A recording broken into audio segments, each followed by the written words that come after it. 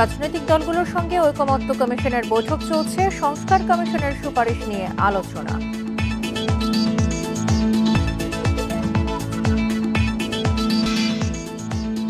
তুরাক-তীরে ইজতেমায় ইবাদত বন্দেগিতে ব্যস্ত মুসল্লিরা, কাল দুপুর 12টার পর আখেরি মোনাজাত।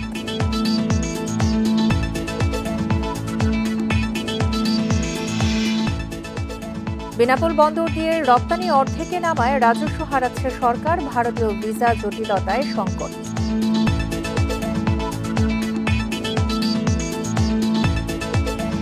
স্বাগত সমগ্র বাংলাদেশের সঙ্গে আছি সঞ্চারে মজিদ তমার। শুনছিলেন শিরোনাম, চলে যাচ্ছে পুরো খবরে। অন্তর্বর্তী সরকারের প্রধান উপদেষ্টা অধ্যাপক ডক্টর ইউনূসের নেতৃত্বে জাতীয় ঐকমত্য কমিশনের সঙ্গে বৈঠকে বসেছেন রাজনৈতিক দলগুলো। বেলা 3টায় রাজধানীর বেইলি রোডে ফরেন সার্ভিস একাডেমিতে বৈঠক শুরু হয়। বৈঠকে অংশ নিয়েছেন বিএনপি, জামায়াতে ইসলাম, বাসদ, ইসলামী আন্দোলন, 12 দলীয় জোট, Gonoforum, AB party, Gonoforum, BJP ও গণ অধিকার পরিষদ সহ বিভিন্ন রাজনৈতিক দলগুলোর সঙ্গে জাতীয় ঐকমত্য কমিশনের এটাই প্রথম বৈঠক। এতে সংস্কার কমিশনের সুপারিশ নিয়ে রাজনৈতিক দলগুলোর সঙ্গে আলোচনা শেষে বক্তব্য দেবেন প্রধান উপদেষ্টা। বিভিন্ন ক্ষেত্রে সংস্কারের প্রস্তাব তৈরির জন্য গঠন করা 6টি কমিশন তাদের পূর্ণাঙ্গ প্রতিবেদন গত 8 ফেব্রুয়ারি প্রধান উপদেষ্টার কাছে পেশ করেছে।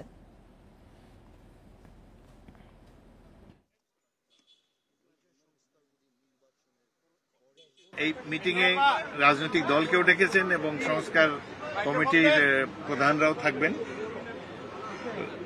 প্রধান উপদেষ্টার মোটামুটি তার প্রধান ইচ্ছা হলো যে একটা সর্বসম্মত সংস্কার প্রস্তাব জাতির সামনে উপস্থাপন করা। সেই জন্য রাজনৈতিক দলগুলোর মতামত জানার জন্য তিনি ডেকেছেন। জাতীয় নির্বাচনটাই সবচেয়ে বেশি গুরুত্বপূর্ণ, তারপর একটা স্থিতিশীল সরকার আসলে আমার মনে হয় তখন স্থানীয় নির্বাচনটা বেটার। এর আগে যদি করা হয় আমার মনে হয় যেহেতু স্থানীয় নির্বাচন আপনি কাউকে থামাতে পারবেন না, সবাই করবে। পলিটিক্যাল পার্টিগুলো এটা পরবর্তীতে সাইন করবে, যেই সাইন হবে সেই সাইন ডকুমেন্টটা হবে হচ্ছে জুলাই চার্টার। সেই জুলাই চার্টারের উপরে নির্ভর করবে যে আমাদের ইলেকশনের ডেটটা কবে। তা অলরেডি আপনারা দেখেছেন প্রফেসর ইউনূস বলেছেন যে মোস্ট লাইকলি ইলেকশনটা হবে এই ডিসেম্বরের মধ্যে। এ নিয়ে আরো জানাতে রাজধানীর বেইলি রোড থেকে যোগ দিচ্ছেন আমাদের সহকর্মী বনি ইবনে কামাল। বনি, বেলা 3টায় তো এই বৈঠক শুরু হয়েছে এবং এখনো চলমান রয়েছে। সংস্কার কমিশনের সুপারিশ নিয়ে আলোচনার কথা ছিল, এছাড়া আর কি কি বিষয়ে আলোচ্য সূচিতে রয়েছে আজকে?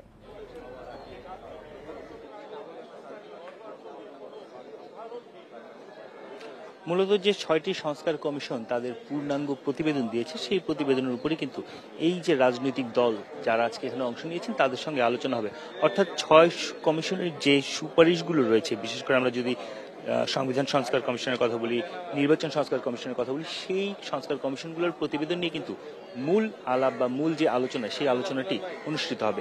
এবং বিভিন্ন রাজনৈতিক দলগুলো যখন আসছিল তখন কিন্তু আমরা তাদের সঙ্গে কথা বলছিলাম, তারা কিন্তু আসলে আমাদেরকে জানাচ্ছিলেন যে এই যে পুরো যে বিষয়টি রয়েছে, এই জুলাই আন্দোলন এবং জুলাই আগস্ট আন্দোলনের যে চেতনা, অর্থাৎ রাষ্ট্র সংস্কারের যে আকাঙ্ক্ষা, সেই আকাঙ্ক্ষা এই 6 সংস্কার কমিশনের যে সুপারিশগুলো রয়েছে তার মধ্যে প্রতিফলিত রয়েছে। যদিও রাজনৈতিক দলগুলোর মধ্যে এখানে কিছু কিছু জায়গায় মত দ্বিমতের জায়গা রয়েছে।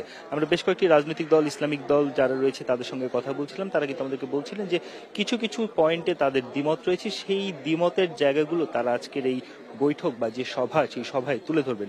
এবং সবচেয়ে বড় বিষয় হচ্ছে যে সরকারের মেয়াদ কমিয়ে আনা, যে 4 বছর করা, 5 বছর জায়গায় 4 বছর করা, সেই বিষয়টি নিয়ে অনেকে বলছিলেন যে আসলে তারা এরকমটি চান না, তারা 5 বছরই সরকারের মেয়াদ হোক সেটাই চান। সেই বিষয়টিও তারা তুলে ধরবেন।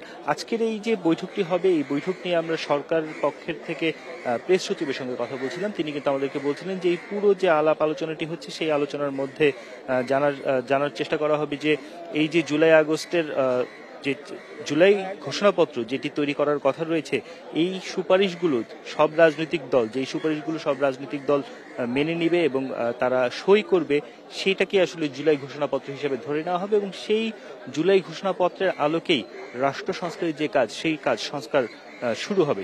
এবং এই যে কমিশনটা, ঐক্যমত কমিশন তৈরি করা হচ্ছে, এই কমিশনের মেয়াদ কিন্তু 6 মাস ধরা হয়েছে। অর্থাৎ 6 মাসের মধ্যেই পুরো আলাপ আলোচনা শেষ করে সংস্কারের কাজ শুরু করার যে বিষয়টি, সেটি শুরু হয়ে যাবে। এবং আপনি জানেন যে দুবাইয়ে যখন ওয়ার্ল্ড গভর্নমেন্ট সামিটে প্রধান উপদেষ্টা যোগ দিয়েছিলেন, তখন কিন্তু তিনি বলেছিলেন যে এই চার্টার তৈরি হওয়ার পরেই সংস্কার কাজ শুরু হবে, এবং সেটা যদি হয় তখন তিনি বলেছিলেন সম্ভাবনা আছে ডিসেম্বরে নির্বাচন হওয়ার। আমরাও যখন রাজনৈতিক দলগুলো এখানে এসেছে তাদের সঙ্গে কথা বলছিলাম, তারাও বলছিলেন যে যত দ্রুত সম্ভব এই যে পুরো আলাপ আলোচনা শেষ করে ঐক্যমতে পৌঁছানোর পর যে নির্বাচনের বিষয়টি সেটি নিয়ে কিন্তু তারা বলছিলেন। আমরা অন্যান্য বিভিন্ন রাজনৈতিক দলের সঙ্গে যখন কথা বলছিলাম তারা বলছিলেন যে আসলে এই পুরো যে সংস্কার ব্যবস্থা এটি করতে যেহেতু সময় লাগবে, স্থানীয় সরকারের যে নির্বাচন সেটি যদি আগে দেওয়া যায় সেই বিষয় নিয়েও কিন্তু অনেকেই মতামত দিচ্ছিলেন।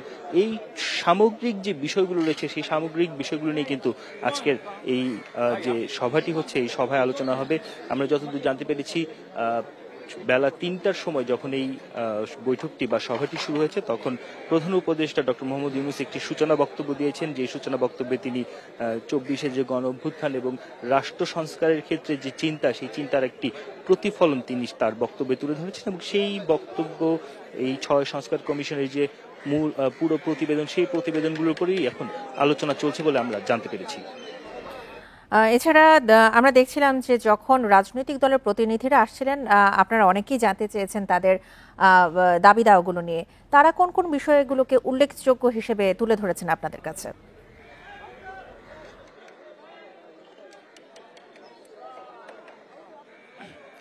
রাজনৈতিক দলগুলোর ব্যাপারে যদি আমি আপনাকে একটু বলি, রাজনৈতিক দলগুলোর মধ্যে এক ধরনের মিশ্র প্রতিক্রিয়া রয়েছে। কেউ কেউ আসলে বলছেন যে এখন পর্যন্ত যেই সুপারিশগুলো রয়েছে বেশিরভাগ সুপারিশই ভালো এবং এই সুপারিশগুলো প্রয়োজন। আবার অনেকেই বলছেন যে যে সুপারিশগুলো দেওয়া হয়েছে এই সবগুলো সুপারিশ আসলে এই সরকারের একার পক্ষে বাস্তবায়ন করা সম্ভব নয়, সেক্ষেত্রে একটি রাজনৈতিক সরকার প্রয়োজন বলেও কিন্তু তারা মন্তব্য করেছেন। অর্থাৎ সামগ্রিকভাবে আমরা দেখতে পাচ্ছি যে মত দ্বিমতের জায়গা রয়েছে, এবং এই যে মত দ্বিমত সেটি নিয়ে কিন্তু আজকের এই আলোচনার আয়োজন। এবং এই পুরো যে আলোচনাটি হবে এই আলোচনার মধ্যে বেশ কয়েকটি বিষয় তুলে ধরা হবে। তার মধ্যে আমরা যতটুকু জানতে পেরেছি সরকারের মেয়াদ, এই যে নির্বাচন কাঠামো, দ্বিকক্ষ বিশিষ্ট সংসদ, আনুপাতিক হারে ভোট, এই বিষয়গুলো নিয়ে আসলে বিস্তারিত আলাপ আলোচনা হবে।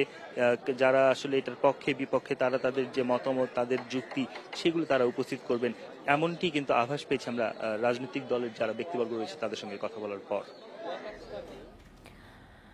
জাতীয় ঐকমত্য কমিশনের সঙ্গে বৈঠকে বসেছেন রাজনৈতিক দলগুলো। এ বিষয়ে বিস্তারিত জানাচ্ছিলেন বেইলি রোড থেকে আমাদের সহকর্মী বনি ইবনে কামাল। বগুড়ার সোনাতলায় স্কুল কমিটি গঠন নিয়ে বিরোধের জেরে প্রতিপক্ষের হামলায় আহত যুবদল নেতা চিকিৎসাধীন অবস্থায় হাসপাতালে মারা গেছেন। শুক্রবার রাতে বগুড়ার শহীদ জিয়াউর রহমান মেডিকেল কলেজ হাসপাতালে মারা যান তিনি।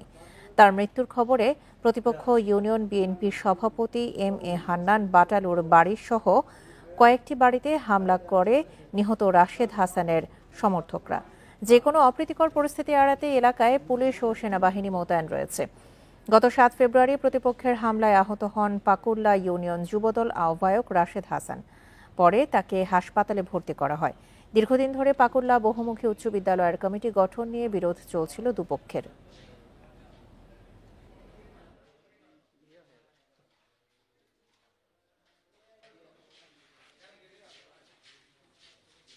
ওখানে উৎপেতে থাকা একজন দেখছে, দেখে সবাইকে সংবাদ দিয়ে ওখানে পরে মাগরিবের নামাজের আগে আগে ওখানে ওরা দলবদ্ধভাবে যায়, ওকে কোনো কিছু না পেয়ে ঘরের ভিতরে ইট পাইছে, ইট দিয়ে ওকে কুবাইয়ে কুবাইয়ে মারছে। নাটোরের লালপুরে চাঁদাবাজির অভিযোগে গ্রেপ্তার বিএনপি নেতা ও তার 2 ছেলের মুক্তির দাবিতে বিক্ষোভ করেন স্বজন ও নেতাকর্মীরা। সকাল 10টার দিকে লালপুর থানার সামনে বিক্ষোভ করেন তারা। এ সময় ত্রিমোহনী এলাকায় ঈশ্বরদী বানেশ্বর আঞ্চলিক মহাসড়ক অবরোধ করেন তারা। পরে পুলিশের আশ্বাসে অবরোধ তুলে নেন। গতরাতে উপজেলার কলোনি গ্রামে নিজ বাড়ি থেকে লালপুর ইউনিয়নের ওয়ার্ড বিএনপি সাংগঠনিক সম্পাদক খোকন খাঁ ও তার 2 ছেলে অনিক খাঁ ও ফিরোজ খাঁকে গ্রেপ্তার করে আইনশৃঙ্খলা বাহিনীর সদস্যরা।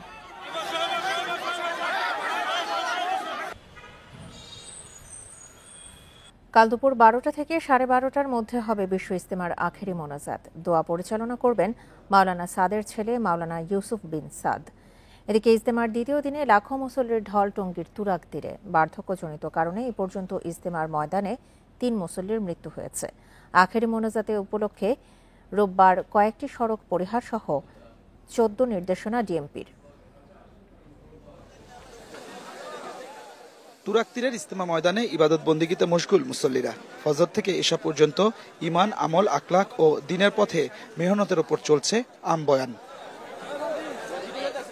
মুসল্লিরা বলছেন 3 দিনের ইস্তেমা থেকে দিনের শিক্ষা নিয়ে পথ চলবেন তারা, সেই সাথে বের হবেন ইসলাম প্রচারে।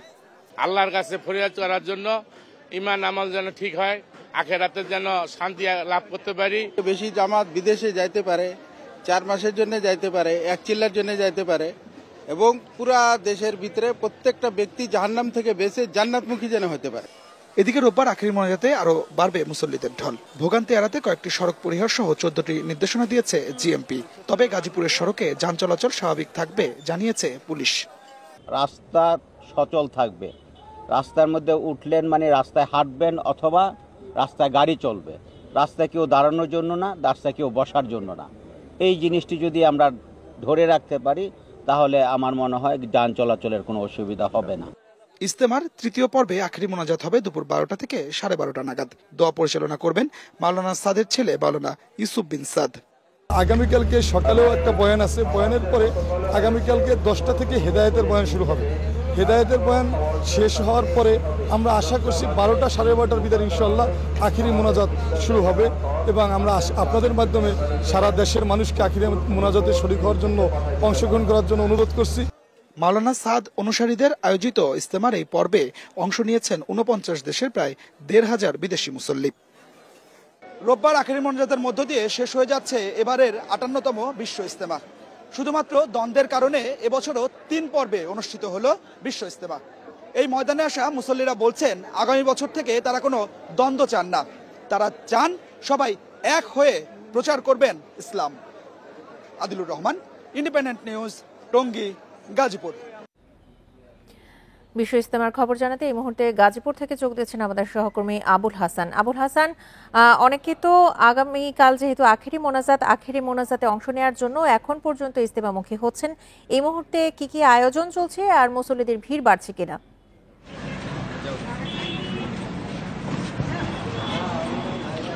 দেখুন, আয়োজনের কথা যদি বলি যে সকাল থেকেই এখানে বয়ান হচ্ছে এবং বয়ান করছেন ভারত এবং পাকিস্তানের মাওলানা, এবং সাথে সাথে সেই বয়ানগুলো কিন্তু অনুবাদ হচ্ছে বাংলায়, এবং যারা খিত্তায় মুসলিরা রয়েছেন তারা এই এখানে বয়ান শুনছেন এবং তালিম হয়েছে, তালিম শুনছেন, এবং এখানে যারা চিল্লাধারী মুসলি তাদের চিল্লার বিষয়টি এখানে তালিকাভুক্ত করা হবে, এবং আগামীকাল আখেরি মোনাজাতের পর কে কোথায় বেরিয়ে যাবেন দাওয়াতি কাজের সেই বিষয়টি এখানে ফয়সালা করা হচ্ছে। এছাড়া আজকে আসর নামাজের পর এখানে যৌতুকবিহীন বিয়ে অনুষ্ঠিত হবে, এবং আমরা এই বিষয়টি নিয়ে এখানে যারা আয়োজক তাদের সঙ্গে কথা বলেছিলাম, তারা যেটি জানিয়েছেন যে কনে পক্ষের সম্মতিতে তাদের অভিভাবক এবং বর পক্ষ সহ তাদের অভিভাবক এখানে আসবেন, এবং এখানে বিয়ে পড়ানো হবে, পরে বিয়ের খুতবা পড়ানো হবে, বিয়ের খুতবা পড়াবেন দিল্লির মাওলানা এখানে ইউসুফ বিন সাদ, এবং তারপরে কিন্তু যে এখানে খুরমা খেজুর যেগুলো আনা হবে উপহার হিসাবে সেগুলো উপস্থিত মুসলিমদের মধ্যে বিতরণ করা হবে, এবং মোহরানার যে বিষয়টি সেটাও কিন্তু এখানে আলোচনার মাধ্যমে বরপক্ষ এবং কন্যাপক্ষের মাধ্যমে আলাপ আলোচনার মাধ্যমে এটা নির্ধারিত থাকে। এবং আপনি জানেন যে প্রতি বছরে এই বিয়েটি হয়ে থাকে ইস্তেমার শনিবার দিন, এবং এই ধারাবাহিকতা আজকেও এই গণবিয়েটি অনুষ্ঠিত হবে বলে আমরা জেনেছি, এবং আগামীকাল 12টা থেকে 12:30টার ভিতরে আখেরি মোনাজাত অনুষ্ঠিত হবে, এবং আখেরি মোনাজাত পরিচালনা করবেন দিল্লির মাওলানা সাদের যে বড় ছেলে ইউসুফ বিন সাদ, তিনি দোয়া পরিচালনা করবেন। এর আগে হেদায়েতি বয়ান হবে, এবং সেই হেদায়েতি বয়ানও তিনি করার কথা রয়েছে। এবং আপনাকে বলে রাখি যে এই যে আখেরি মোনাজাত, সেই আখেরি মোনাজাতে এখানে মুসল্লিদের সাথে সাথে গাজীপুর, টঙ্গী সহ আশেপাশের এলাকার মুসল্লিরা আসবেন, এবং সেই লক্ষ্যে যানবাহন যাতে বন্ধ না হয়, মানুষের ভোগান্তি বা মুসল্লিদের যাতে কোনো ধরনের ভোগান্তি না হয় সেই কারণে সংগ্রহ করতে থাকুন, পরবর্তীতে আবারও যোগাযোগ করব। রাজনৈতিক দলগুলোর সঙ্গে বৈঠক নিয়ে সাংবাদিকদের ব্রিফ করছেন অন্তর্বর্তী সরকারের প্রধান উপদেষ্টা প্রেস সচিব শফিকুল আলম। আমরা সরাসরি যাচ্ছি সেখানে।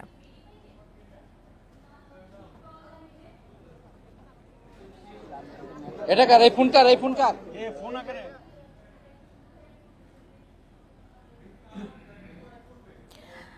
দুঃখিত, আমাদের সংযোগটি বিচ্ছিন্ন হয়ে গেছে। চলে যাচ্ছি পরের সংবাদে। ফরিদপুরে বিশ্ব জাকের মঞ্জিলে 4 দিনব্যাপী ওরস শুরু হয়েছে। এই উপলক্ষে লাখো মানুষের সমাগম ঘটেছে। ওরস উপলক্ষে থাকা, খাওয়া ও গাড়ি পার্কিংয়ের জায়গার ব্যবস্থা করা হয়েছে। নিরাপত্তার জন্য 20,000 স্বেচ্ছাসেবী, 2 শতাধিক পুলিশ সহ আইনশৃঙ্খলা বাহিনীর সদস্যরা রয়েছেন। মঙ্গলবার ভোরে বিশ্ব শান্তি কামনায় আখেরি মোনাজাতের মধ্য দিয়ে শেষ হবে 4 দিনের এই ওরস। ওরস ঘিরে এলাকায় গ্রামীণ মেলা বসেছে।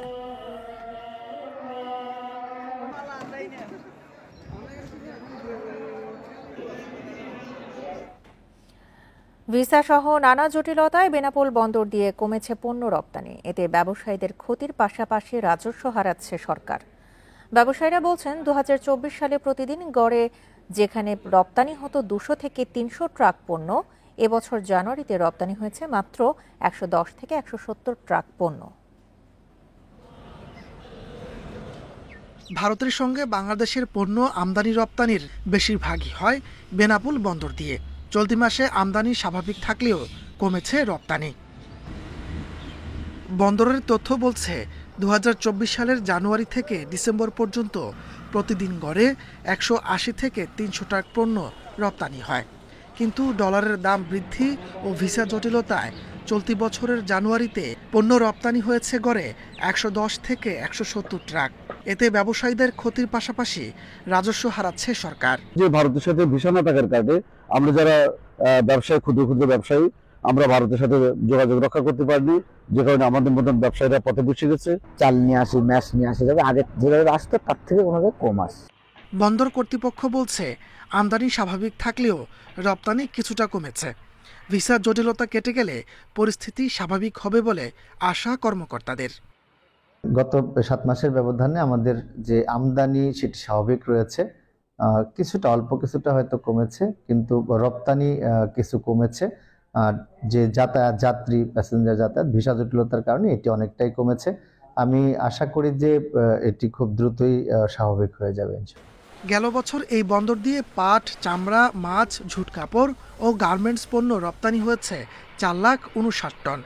আর চলতি বছরের জানুয়ারিতে রপ্তানি 27,300 টন। Independent news. এ নিয়ে আরও জানাতে বেনাপোল থেকে যোগ দিচ্ছেন আমাদের সহকর্মী MA রহিম। রহিম, জানুয়ারি থেকে তো বেনাপোল বন্দরে পণ্য রপ্তানির সংখ্যা কমেছে, এই নিয়ে ব্যবসায়ীরা এবং বন্দর কর্তৃপক্ষ কি জানিয়েছে?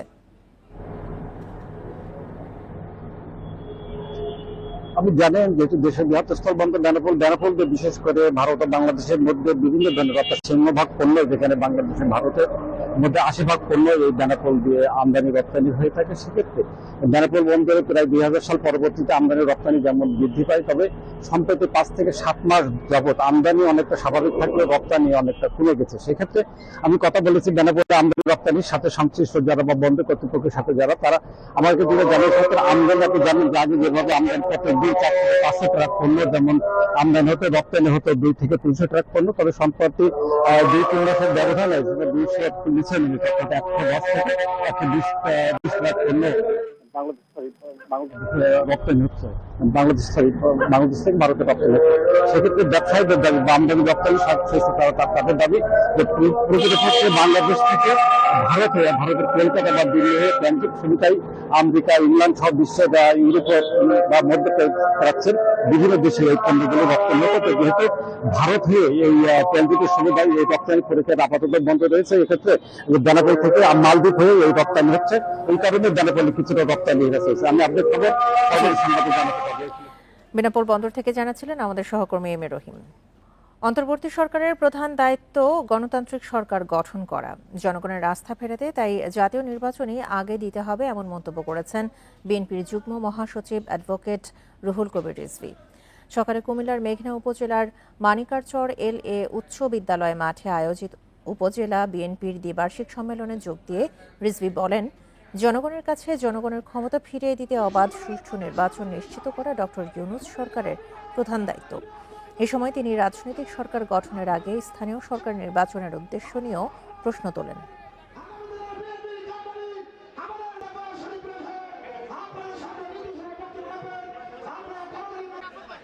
আগে সরকার গঠন করতে হবে, জাতীয় সংসদ নির্বাচন করতে হবে,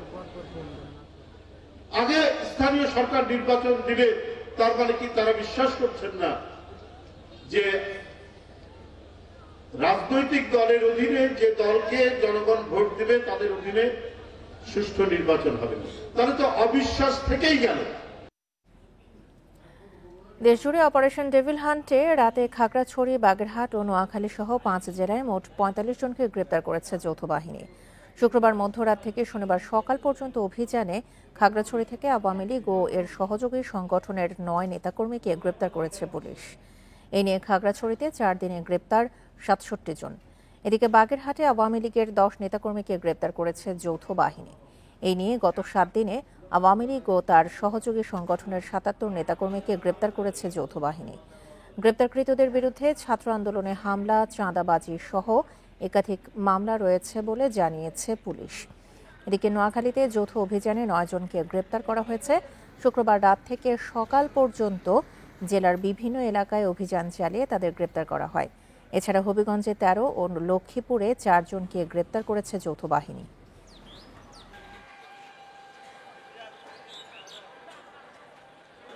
আগামী মাস থেকে শুরু হতে যাচ্ছে চট্টগ্রামের কুমিরা সন্দ্বীপ রুটে ফেরি চলাচল। প্রথমবারের মতো এই সার্ভিস চালুর মাধ্যমে সন্দ্বীপ যাতায়াতে যুগান্তকারী পরিবর্তন হতে চলেছে বলে মনে করছে নৌ পরিবহন মন্ত্রণালয়। তবে বিশেষজ্ঞরা বলছেন সমুদ্রের চলাচলে যথাযথ নিরাপত্তা ও আগাম সমীক্ষা প্রয়োজন। বঙ্গোপসাগরের সন্দ্বীপ চ্যানেল অনেকটা ঝুঁকি নিয়ে ট্রলারে পাড়ি দেন দ্বীপের মানুষ। 4 লাখ জনসংখ্যার দ্বীপটিতে যাতায়াতে এর বাইরে আর কোনো রুট নেই। এই ভ্রমণ নিরাপদ ও সহজ করতে ফেরি সার্ভিস শুরুর উদ্যোগ নিয়েছে সরকার। এজন্য সন্দ্বীপ ও সীতাকুণ্ডের কুমিরায় ফেরির জন্য অবকাঠামো তৈরির কাজ চলছে। এছাড়া সুযোগ সুবিধা বাড়ানো ও জনবল নিয়োগও শুরু করেছে নৌ পরিবহন মন্ত্রণালয়। মার্চে এই সার্ভিস শুরু করতে চায় কর্তৃপক্ষ। প্রাথমিকভাবে পুরনো ফেরি দিয়ে শুরু হবে চলাচল। পরে এই রুটের জন্য বিশেষভাবে ফেরি তৈরির পরিকল্পনা রয়েছে। আমাদের কাছে বর্তমানে যে ফেরিগুলো আছে, 6টা ফেরি আছে, আমরা চেষ্টা করব মানে সেই ফেরি সেখান থেকে একটা ফেরি দিয়ে চালানোর জন্য একদম নিরাপত্তামূলক ফাইনাল যেটা, সেটা আমরা আশা করছি অগাস্ট সেপ্টেম্বর, এই বছর অগাস্ট সেপ্টেম্বর আমরা পেয়ে যাব। বিশেষজ্ঞরা বলছেন প্রায় 17 কিলোমিটার চ্যানেলে ফেরি চালানোর আগে যথাযথ সমীক্ষা জরুরি। বর্ষায় উত্তাল নৌপথে আদৌ এ সার্ভিস দেওয়া সম্ভব কিনা তা নিয়েও রয়েছে সংশয়। ক্লাসিফাইড বিভিন্ন কোম্পানি আছে, ডিভি সার্টিফিকেট লাগে আর কি, তো ওই সার্টিফিকেট সহকারে ফেরি এই মুহূর্তে টিসির কাছে নেই বলে আমি জানি। তো এখন হয়তো আমরা টেম্পোরারি ঘাট যেহেতু আমরা নির্মাণ করেছি, টেম্পোরারি আমরা কিছু ফেরি ইনল্যান্ড রুটে যেগুলো চলাচল করে সেগুলোকে নিয়ে আসবো, কিন্তু নিরাপত্তার বিষয়টা আমাদের খেয়াল রাখতে হবে। নিরাপত্তা যদি নিশ্চিত করতে না পারি সেই ক্ষেত্রে ফেরি চলাচল করবে। এদিকে ফেরি চালুর ঘোষণায় খুশি 2 তীরের মানুষ। তবে ঘাটগুলো জোয়ার ভাটা হিসেবে তৈরি করার দাবি তাদের।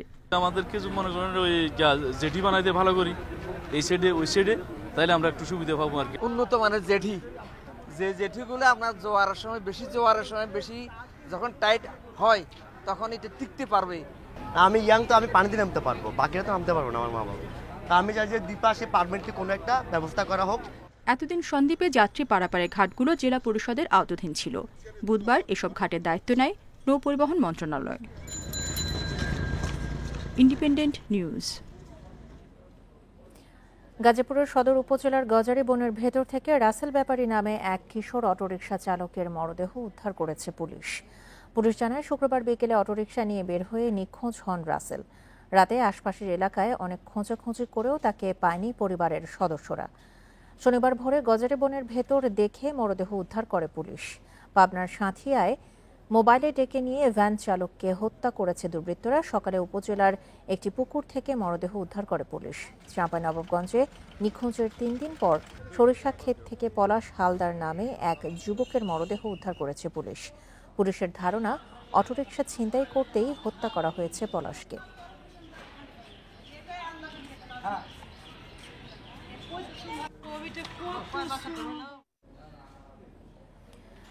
রাজবাড়ীর বালিয়াকান্দিতে মসজিদের মিলাদের মিষ্টি খেয়ে 12 মুসল্লি অসুস্থ হয়ে হাসপাতালে ভর্তি হয়েছে। শুক্রবার রাতে উপজেলার বহরপুর পশ্চিমপাড়া জামে মসজিদে এই ঘটনা ঘটে। চিকিৎসক ও স্বজনরা জানায় শুক্রবার রাতে শবে বরাতের নামাজ শেষে বহরপুর পশ্চিমপাড়া জামে মসজিদে মিলাদ মাহফিল অনুষ্ঠিত হয়। মিলাদের মিষ্টি খাওয়ার পরপরই 12 জন মুসল্লি অসুস্থ হয়ে পড়ে। পরে স্থানীয়রা অসুস্থদের উদ্ধার করে রাজবাড়ী সদর হাসপাতালে নিয়ে যায়। এদের মধ্যে 4 জনের অবস্থা বেশি খারাপ হওয়ায় ফরিদপুর মেডিকেল কলেজ হাসপাতালে রেফার করে চিকিৎসক। খাদ্যে বিষক্রিয়ার কারণে মুসল্লিরা অসুস্থ হয়ে থাকতে পারেন বলে জানিয়েছে চিকিৎসক।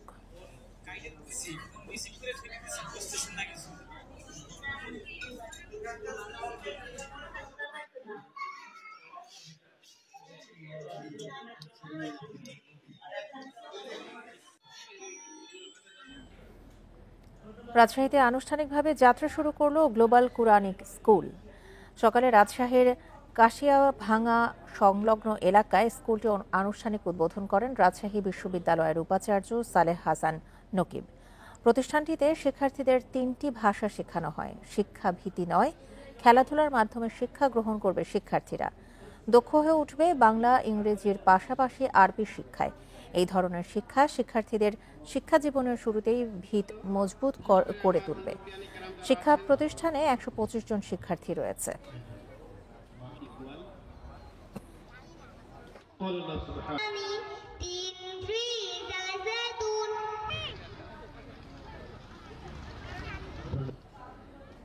মাহারা হাতির বাচ্চাটি বড় হচ্ছে ডুলাহাজারা সাফারি পার্কে। নিয়ম করে দেয়া হচ্ছে খাবার। গেল 5 জানুয়ারি টেকনাফের হোয়াইকং হরিণখোলার বুড়াবনিয়া বনাঞ্চলে সন্তান জন্ম দিতে গিয়ে মারা যায় মা হাতিটি।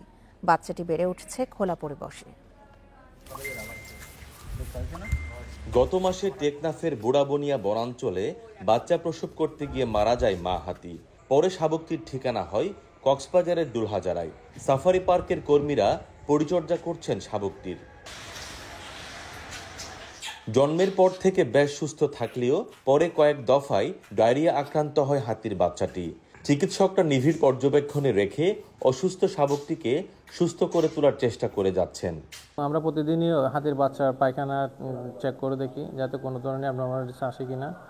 আলহামদুলিল্লাহ এখন মোটামুটি ঠিক আছে, আগের চেয়ে চঞ্চলতাও বাড়ছে। দেশের বিভিন্ন স্থান থেকে ডুলহাজারা সাফারি পার্কে এই পর্যন্ত 3টি হাতির শাবক আনা হয়েছে। এদের মধ্যে 3 মাস বয়সে আনা যমুনার বয়স এখন 4। 1.5 মাস বয়সে আনা বীর বাহাদুর পা দিয়েছে 1.5 বছরে। আর গত মাসে আনা নতুন শাবকটির বয়স প্রায় 1.5 মাস। সদ্য যেটা নিয়ে আসা হলো সেটা আমাদের জন্য একটা চ্যালেঞ্জ। হাতিগুলিকে, অনাথ হাতিগুলিকে আসলে বড় করা আমাদের জন্য একটা চ্যালেঞ্জ। আমরা আশা করি হাতিগুলিকে সুস্থভাবে বড় করতে পারবো। এর আগে 2022 নভেম্বরে 48 ঘন্টার ব্যবধানে মারা যায় রংবালা ও সৈকত বাহাদুর নামে 2 হাতি। এছাড়া গত বছর 15 অক্টোবর ট্রেনের ধাক্কায় আহত হওয়া আরও 1 হাতির চিকিৎসাধীন অবস্থায় মৃত্যু হয়। তৌফিকুল ইসলাম, ইন্ডিপেন্ডেন্ট নিউজ, কক্সবাজার। আর এই ছিল এখনকার মতো সমগ্র বাংলাদেশে। ইন্ডিপেন্ডেন্ট টেলিভিশনের সব খবর আরও বিস্তারিত জানতে চোখ রাখুন ফেসবুক, ইউটিউব এবং এক্সে। ধন্যবাদ সবাইকে। আমন্ত্রণ পরের আয়োজনে।